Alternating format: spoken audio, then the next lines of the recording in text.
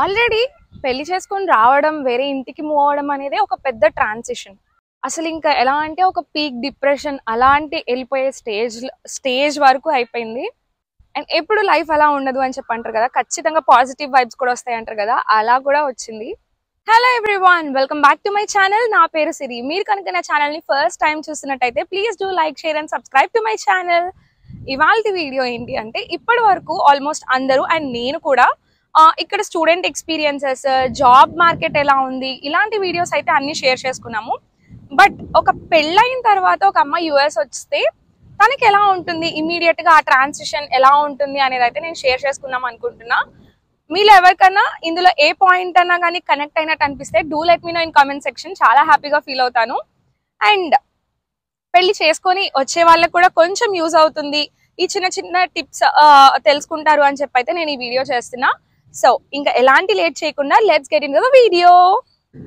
ఒక అమ్మాయికి పెళ్ళైన తర్వాత అత్తగారింటికి వెళ్ళడం అనేది ఒక పెద్ద బిగ్ ట్రాన్సిషన్ అన్నమాట తన లైఫ్ లో. అలాంటిది ఇప్పుడు అత్తగారింటి నుంచి ఒక కంట్రీ నుంచి ఇంకొక కంట్రీకి కూడా మూవ్ అవ్వడం అనేది ఇంకొంచెం పెద్ద ట్రాన్సిషన్ అని అయితే చెప్పుకోవాలి. సో నేను యుఎస్ కి October 1st, 2022లో వచ్చాను. సో ఆల్మోస్ట్ 1.5 year అయిపోయింది.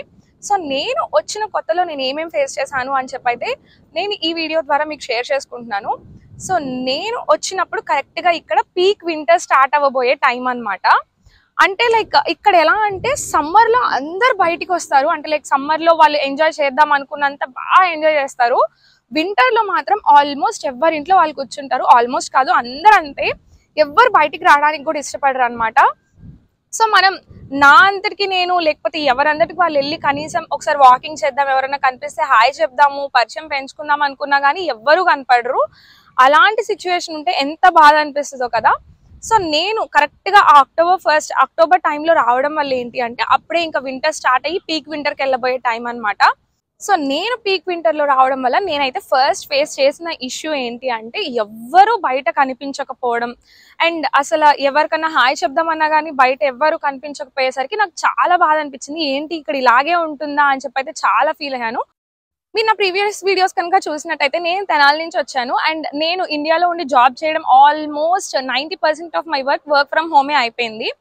సో ఇంట్లోనే ఉండి వర్క్ చేయడం వల్ల మాకు ఎలా అంటే చుట్టాలు అందరూ తెనాల్లోనే అనమాట. పక్క స్ట్రీట్ లో పిన్ని బాబాయి, ఇంకొక పక్క స్ట్రీట్ లో అత్త వాళ్ళు, అండ్ ఇంకొక స్ట్రీట్ లో మమ్మీ వాళ్ళ తమ్ముడు వాళ్ళు, ఇలా ఉండడం వల్ల నాకు ఈవినింగ్ అయ్యేసరికి ఆ సోషలైజింగ్ అనేది చాలా బాగుంటది. అందరూ గ్యాదర్ అవ్వడము, ఎంజాయ్ చేయడం, బయటకు వెళ్ళి ఊరిని వీక్ ఒకసారి బయటకు వెళ్ళడం ఇలా ఉండేది. అండ్ అసలు ఊరిని మనం బాల్కనీలో బయటకు వచ్చి నుంచున్నా గానీ చాలా మంది కనిపిస్తారు కదా, కబుర్లు చెప్పుకోవడానికి కానీ మాట్లాడడానికి కానీ. బట్ ఇక్కడ అస్సలు అలా కాదు, మన ఇంటి డోర్ కూడా ఓపెన్ అయి ఉండదు అనమాట. ఆ చలికి ఆల్మోస్ట్ అందరూ డోర్స్ క్లోజ్ చేసేసుకునే ఉంటారు. సో ఆ ట్రాన్సిషన్ అనేది అస్సలు తీసుకోలేకపోయాను. అంటే లైక్ ఏంటి అందరు డోర్స్ క్లోజ్ చేసుకొని ఉంటున్నారు, అసలు ఇలా అయితే ఎలా అని చెప్పి అయితే చాలా భయం వేసింది నాకు.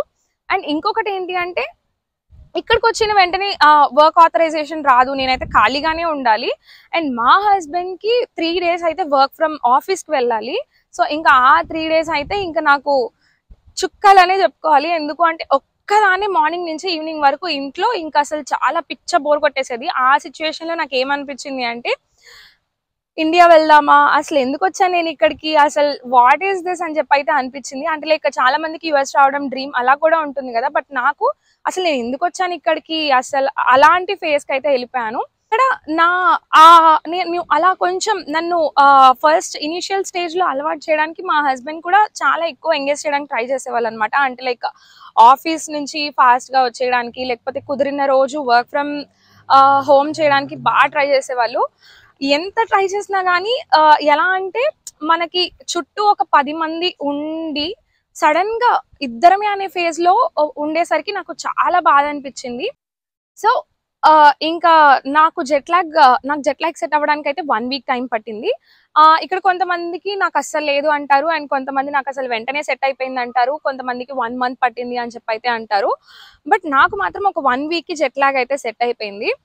సో నాకు ఇంకా జెట్ లాగ్ సెట్ అయిపోయిన తర్వాత నేనేం చేసేదాన్ని అంటే ఇంకా లేట్గా లేచేదాన్ని అనమాట. మార్నింగ్ లైక్ 9:30, 10 ఆ టైంకి నిద్ర లేగడం అలా చేసి నేను ఇంకా వెంటనే ఏంటంటే ఫ్రెష్ అయిపోయి లైక్ ఆఫ్టర్ హ్యావింగ్ నా ఫుడ్ ఇదంతా అయిపోయిన తర్వాత ఇంక ఇంట్లో వాళ్ళకి కాల్ చేయడం అయితే స్టార్ట్ చేశాను.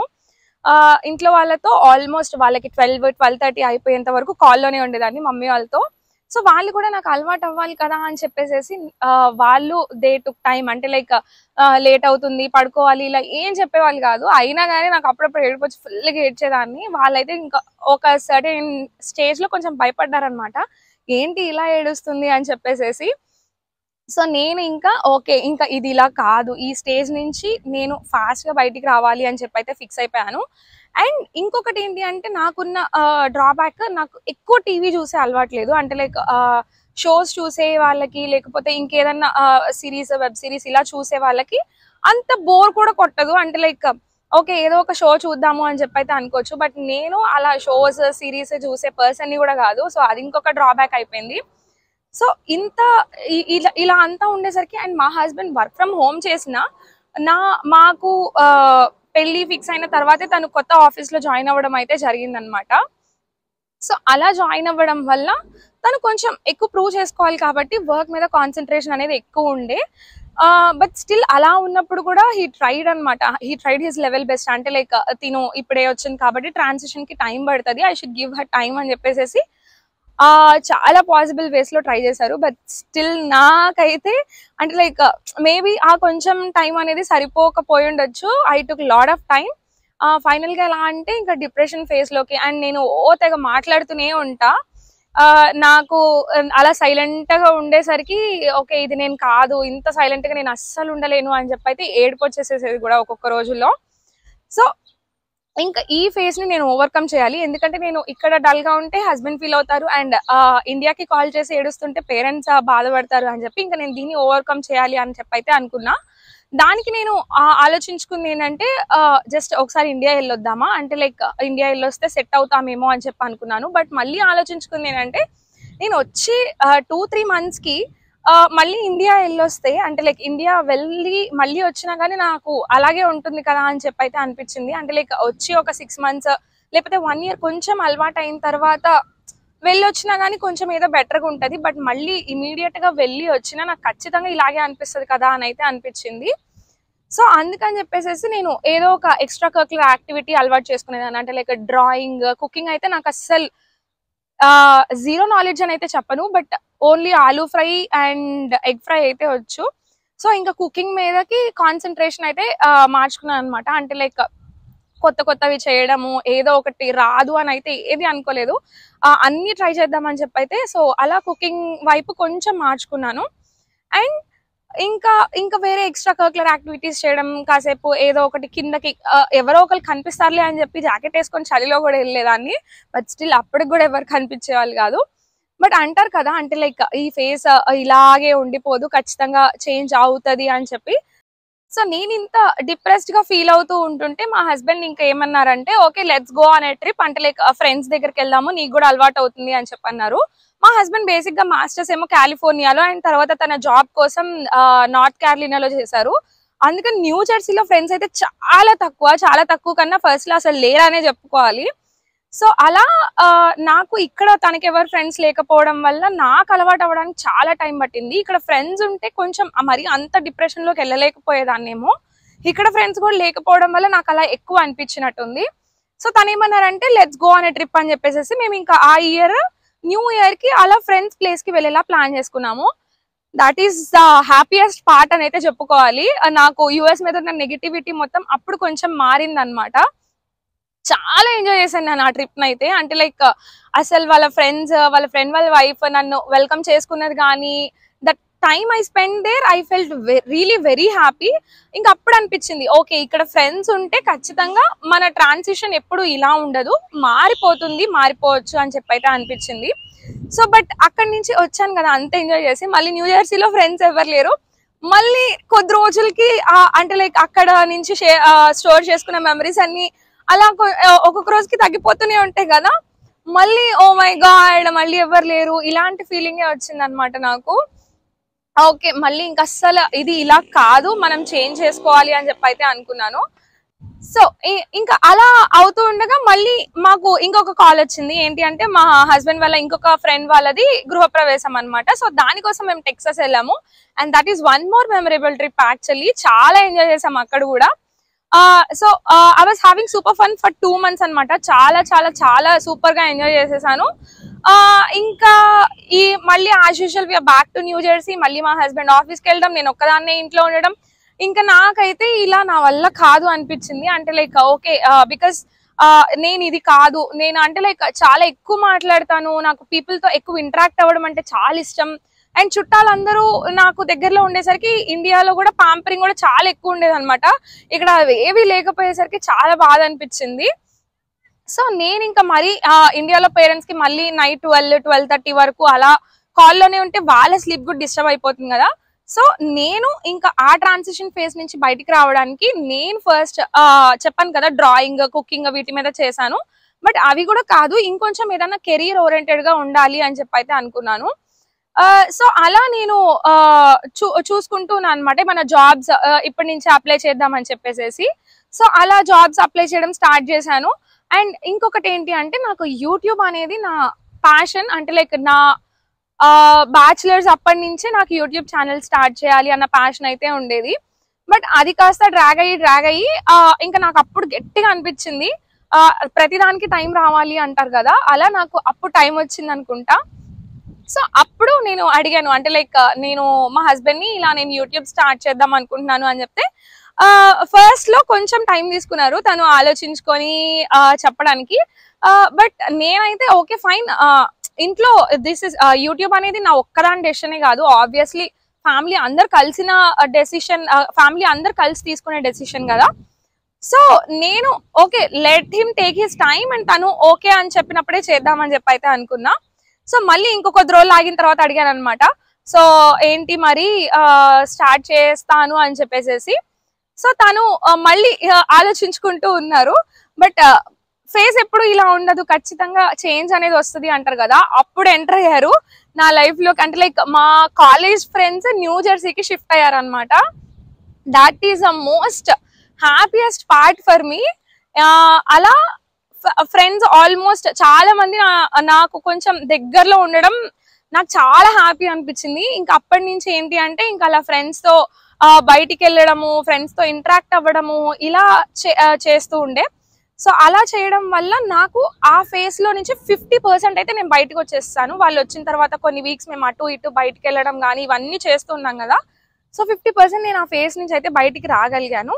ఇంకా తర్వాత ఏంటి అంటే మా హస్బెండ్ బర్త్డే రావడము, దానికి కూడా మేము మళ్ళీ ఫ్రెండ్స్ అందరం గ్యాదర్ అవ్వడం, అలా ఇంకా ఎవ్రీ వీక్ ఆల్మోస్ట్. ఇంకెలా అంటే ఒక వీక్ మేము మా ఇంటికి వస్తే ఇంకొక ఒక వీక్ మా ఫ్రెండ్స్ మా ఇంటికి వస్తే ఇంకొక వీక్ మేము వాళ్ళ ఇంటికి వెళ్ళడం. అలా ఎలాంటి స్టేజ్కి వెళ్ళిపోయామంటే ఈ వీక్ మనం మన ఇంట్లోనే ఉంటున్నామా లేకపోతే బయటకి ఎక్కడికన్నా వెళ్తున్నామా ఇలా క్యాలిక్యులేట్ చేసుకున్నాము. సో అప్పుడు అనిపించింది ఓకే మనకి చుట్టూ తెలిసిన వాళ్ళు కానీ లేకపోతే ఫ్రెండ్స్ కానీ ఉండాలి అని చెప్పి.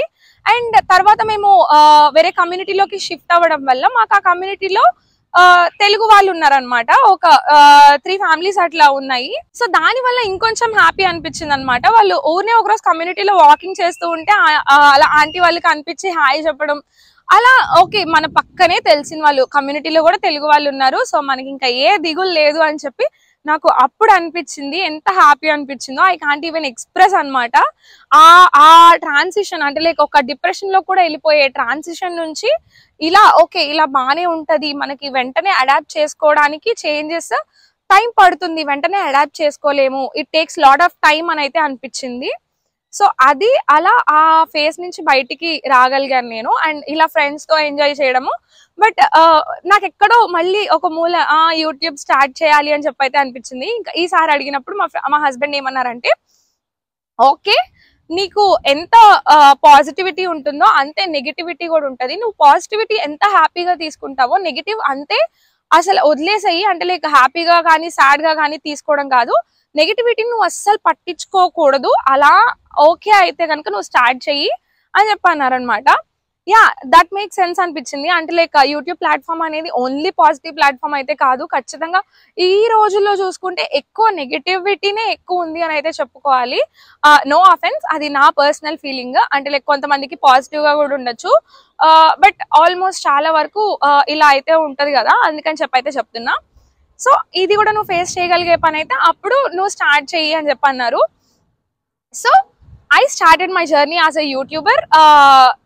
I was very happy, really చాలా హ్యాపీ. అంటే లైక్ ఫస్ట్ లో భయం వేసింది, ఎలా చేయగలను ఏంటి అని చెప్పేసి. బట్ స్టార్ట్ చేసి వన్స్ దీనిలోకి వచ్చిన తర్వాత నా థాట్స్ అన్ని ఓకే, ఇవాళ ఈ వీడియో పెట్టాలి, ఇవాళ రేపు ఈ వీడియో పెట్టాలి, దీనికోసం ఈ వీడియో చేయాలి అన్న సైడ్ కి నేను వెళ్ళిపోయాను అనమాట. సో అది చాలా హ్యాపీ అనిపించింది. అండ్ ఇక్కడ నేను చూసిన ఇంకొక ఇష్యూ ఏంటి అంటే హెయిర్ ఫాల్. ఇక్కడికి వచ్చిన తర్వాత హెయిర్ ఫాల్ అయితే భయంకరంగా ఉందన్నమాట. నేనేమనుకున్నానంటే ఆల్రెడీ మనం ఇండియాలో కూడా ఒక ప్లేస్ నుంచి ఇంకొక ప్లేస్ కి షిఫ్ట్ అయినప్పుడు ఖచ్చితంగా హెయిర్ ఫాల్ ఇష్యూస్ అయితే ఉంటాయి కదా. So okay, it takes time, set అయిపోతుంది అని చెప్పి అయితే అనుకున్నాను. బట్ అది సెట్ అవ్వకపోగా ఫుల్ హెయిర్ ఫాల్ అనమాట. ఎలా అంటే ఇలా ఇలా పట్టుకుంటే ఊడిపోయేది జుట్టు. నాకు అది చూసి ఇంకొంచెం డిప్రెషన్ వచ్చేసింది. ఏంట్రా నాయన, ఆల్రెడీ ఇక్కడ లోన్లీనెస్ ఇలాంటి ఫీలింగ్స్ ఉంటే దీనివల్ల ఇంకొంచెం డిప్రెస్ అయ్యేటట్టున్నాను నేను అని చెప్పి అయితే అనిపించింది. దానికి మనం ఫుడ్ హ్యాబిట్స్ చేంజ్ చేసుకోవాలి అండ్ లైఫ్ స్టైల్లో కూడా కొన్ని హ్యాబిట్స్ చేంజ్ చేసుకోవాలి అని చెప్పి అయితే అర్థమైంది. సో నేను ఫుడ్ హ్యాబిట్స్ చేంజ్ చేసుకొని అండ్ కొంచెం వాకింగ్ ఇలాంటివి ఇంక్లూడ్ చేసుకోవడం, లేకపోతే స్ట్రెస్ లెవెల్స్ ని చాలా కంట్రోల్ చేసుకోవాలి అని చెప్పి అయితే అనిపించింది. సో అలా హెయిర్ ఫాల్ ఇష్యూస్ ని కంట్రోల్ చేసుకోవడం అయితే చాలా ఈజీ కాదు అని కూడా అనిపించింది. ఎందుకంటే హెయిర్ ఫాల్ వన్స్ స్టార్ట్ అయింది అంటే దాన్ని కవర్ చేసుకోవడానికి చాలా డేస్ పడుతుంది. నాకైతే మంత్స్ కూడా పట్టింది. నాకు ఎలా అంటే నాకు లాంగ్ హెయిర్ లేకపోయినా పర్లేదు కానీ జుట్టు ఒత్తుగా కావాలి అని చెప్పి అయితే నా చిన్నప్పటి నుంచి అనుకునేదాన్ని. బట్ ఇక్కడికి వచ్చిన తర్వాత అసలు ఆ ఒత్తు అనే మాటే లేదనమాట. బట్ ఫైనలీ ఎలాగో ఒకలాగా కొంచెం కంట్రోల్ చేసుకోగలిగాను. అంటే లైక్ ఫుడ్ హ్యాబిట్స్ చేంజ్ చేసుకున్నాను అండ్ షాంపూస్ ఇక్కడ ఏవి బాగుంటాయి అండ్ హెయిర్ కేర్ అసలు ఏం తీసుకోవచ్చు అని చెప్పి అవన్నీ అయితే కొంచెం రీసెర్చ్ చేసుకొని అండ్ ఫ్రెండ్స్ తో మాట్లాడి వాళ్ళు చెప్పినవి ఇన్పుట్స్ అన్ని తీసుకొని నేను అలా అయితే చేంజ్ చేసుకోగలిగాను అనమాట. అండ్ ఇక్కడ ఇంకొక ఇష్యూ ఏం మేజర్ గా చూస్తాము అంటే గట్ హెల్త్ కూడా చాలా అంటే లైక్ బ్యాలెన్స్ ఉండదు, చాలా మందికి చాలా మారిపోతుంది అని చెప్పి అయితే అంటారు కదా. సో అది కామన్ ఇష్యూ లైక్ చేంజ్ అయ్యి వచ్చిన వాళ్ళకి. సో దాన్ని కూడా మనం కంట్రోల్ చేసుకోవాలి అంటే మన ఫుడ్ లో ఫైబర్, ప్రోటీన్ ఇవన్నీ ఇంక్లూడ్ చేసుకోవాలి. ఖచ్చితంగా ఇక్కడికి వచ్చిన తర్వాత మన లైఫ్ స్టైల్ మారుతుంది, మన ఫుడ్ హ్యాబిట్స్ మారుతాయి, మన హెల్త్ కోసం కేర్ ఎక్కువ తీసుకునే డేస్ అయితే వస్తాయి అన్నమాట. అండ్ ఇక్కడ ఇంకా మెయింటెనెన్స్ ఇష్యూస్ ఇవన్నీ కూడా మనం కంట్రోల్ చేసుకోవాల్సి వస్తుంది. So it's not so easy. Already పెళ్ళయి వచ్చే అమ్మాయికి అత్తగారింటికి వెళ్ళడానికి ఒక పెద్ద చేంజ్, ఆ చేంజ్ ని అడాప్ట్ చేసుకోవడానికి చాలా టైం పట్టి కొంచెం బాధ నుంచి బయటికి వచ్చే టైంలో మళ్ళీ అసలు కంప్లీట్ కంట్రీ చేంజ్ అయిపోతుంది అంటే ఇంకా ఎంత స్ట్రెస్ భరిస్తుందో ఒకసారి ఆలోచించండి. ఇప్పుడు మీరు అనొచ్చు అంటే లైక్ అంత కష్టపడాల్సిన అవసరం ఏముంది, వచ్చేయచ్చు కదా అని చెప్పి. లైఫ్ అనేది మనొక్కల మీదే డిపెండ్ అయి ఉండదు. పెళ్ళైన తర్వాత ఖచ్చితంగా మన పార్ట్నర్ కి ఉన్న ప్రిఫరెన్సెస్ కి కూడా మనం రెస్పెక్ట్ ఇచ్చి మనం we have to move together with mutual understanding అని చెప్పి అయితే నేను అనుకుంటాను. సో యా, ఇది ఇవాల్టి వీడియో. ఇందులో మీరు కనుక ఏదైనా పాయింట్ కి కనెక్ట్ అయితే do let me know in comment section. And ఈ వీడియో వచ్చే వాళ్ళకి కొంచెం హెల్ప్ అవుతుందని అని చెప్పి అనుకుంటున్నాను. That's it guys. నన్ను యూట్యూబ్ లో సపోర్ట్ చేసినట్టే do follow me on Instagram. Same నా పేరు సిరి అనే ఐడితో ఉంటుంది. And don't forget to subscribe to my channel.